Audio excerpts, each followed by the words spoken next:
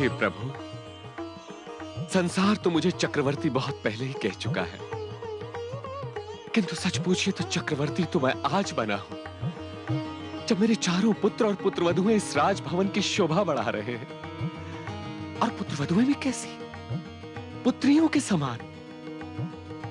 महाराज की जय हो। महामंत्री सुमंत, कहिए अयोध्या में क्या हो रहा है? उत्सव।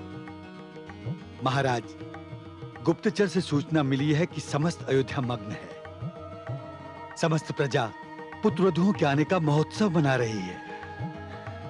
एक ही कामना प्रदर्शित कर रही है। वो क्या? यही कि अब अविलंब श्री राम को अयोध्या का युवराज घोषित कर दिया जाए। अरे आश्चर्य, हमारे बोले बिना अयोध्या वासियों ने हमारे मन की बात जान ली। हम तो अपने मन में राम को युवराज बनाने का निर्णय बहुत पहले ही ले चुके हैं महामंत्री सुमंत। तो महाराज, फिर सोचना कैसा? श्री राम तो हर दृष्टि से युवराज बनने के योग्य हैं। अवश्य हैं। हम कल ही इस बारे में कुलगुरु वशिष्ठ से परामर्श करेंगे, क्योंकि हम किसी भी निर्णय पर पहुंचने से पहले कुलगुरु वशिष्ठ के विचार जान लेना चाहते हैं। बहुत ही उत्तम विचार है महाराज आपका, किंतु यह भी औपचारिकता ही होगी। कुछ भी हो, किंतु यह आवश्यक है। हाँ, एक बात ध्यान रहे। कहिए महाराज। जब तक अंतिम निर्णय नहीं हो जाता, तब तक हमारे मन की बात किसी को ज्ञात ना होने पाए, महारानियों को भी नहीं। यही रघुकुल रीति है। जो आज्ञा महाराज।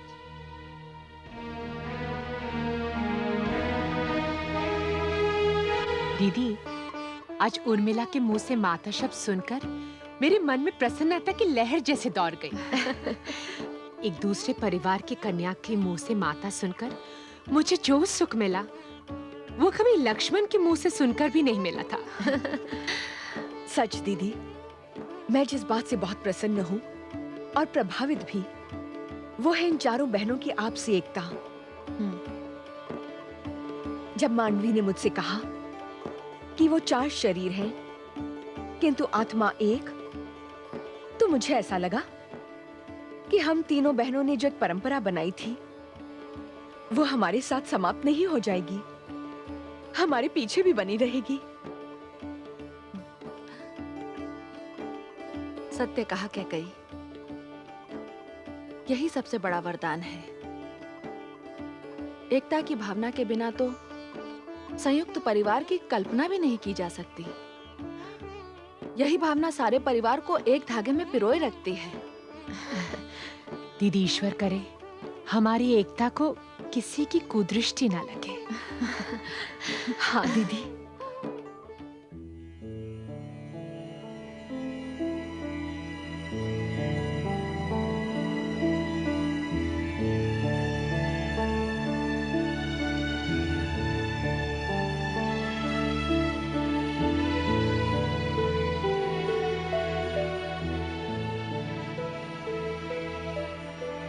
आपकी चिंता सर्वथा उचित है महाराज। अयोध्या के लिए युवराज के चयन का समय आ गया है। हाँ गुरुदेव, और मैंने तो यह निर्णय भी ले लिया है कि युवराज पुत्र राम ही होंगे। आपका क्या परामर्श है गुरुदेव? यह निर्णय अत्यंत ही महत्वपूर्ण है महाराज। इसे अपनी इच्छा और मेरे परामर्श तक ही सीमित न रखें। युवराज का चयन जनता की सहमति से ही होना चाहिए। किंतु सर्वप्रथम राम से यह पूछिए कि उन्हें इस पद में रुचि है या नहीं। यदि उन्हें स्वीकार हो तो प्रतिनिधि सभा को बुलाकर जनता की राय सुनिए।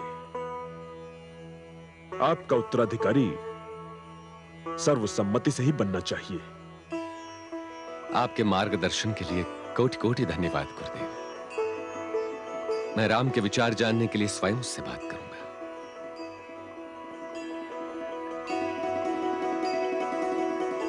यशस्वी भव।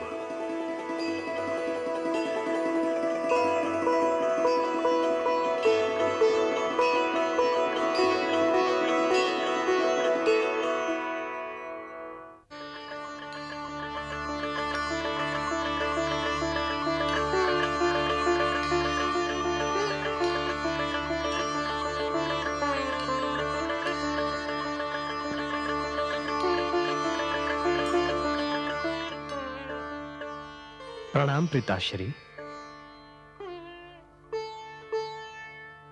चिरंजीवी भाव पुत्र। द्वारपाल, जब तक राजकुमार हमारे कक्ष में है किसी को भीतर न आने दिया जाए।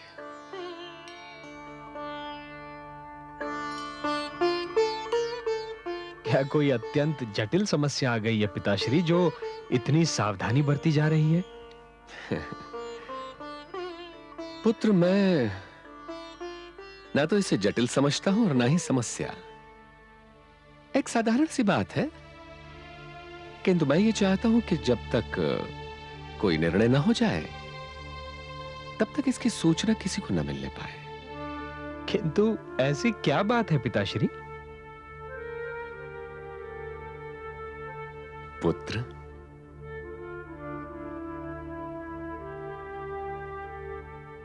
मैं तुम्हें अपना उत्तराधिकारी और अयोध्या का युवराज बनाना चाहता हूं।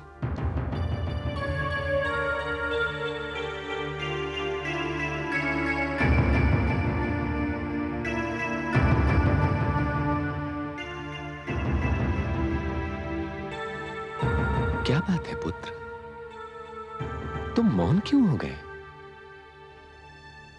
क्या मैं तुम्हारे इस मौन को तुम्हारी स्वीकृति समझूं? नहीं पिताश्री, मेरे मौन का कारण मेरी स्वीकृति नहीं है, केवल ये कि आपके आदेश की अवहेलना करने का साहस मुझ में नहीं है। सत्य तो यह है पिताश्री कि युवराज पद या राजपाट की कोई भी इच्छा मेरे मन में नहीं है। और फिर मेरा यह विश्वास भी है पिताश्री कि इस पद के योग्य अनुज भरत अधिक है। वो राजनीति भलीभांति जानता है।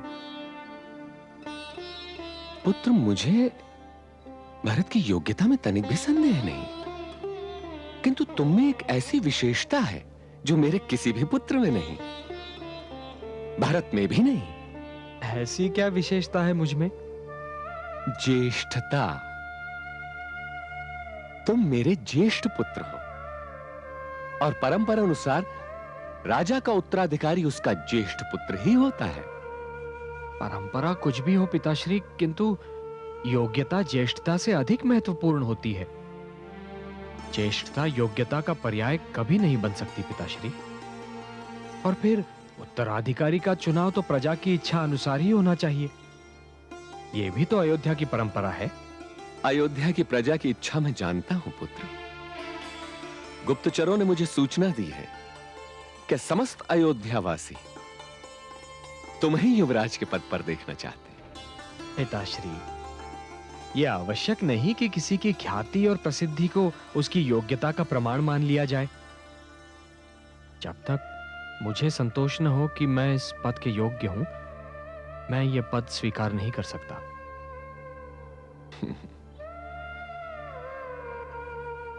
ठीक है पुत्र,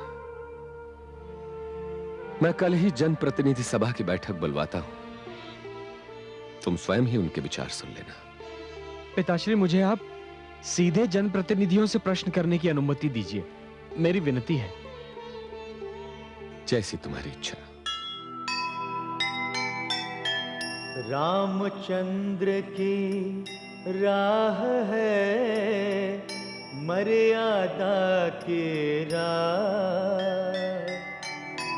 ना सत्ता का लोभ है ना गद्दे के चाह।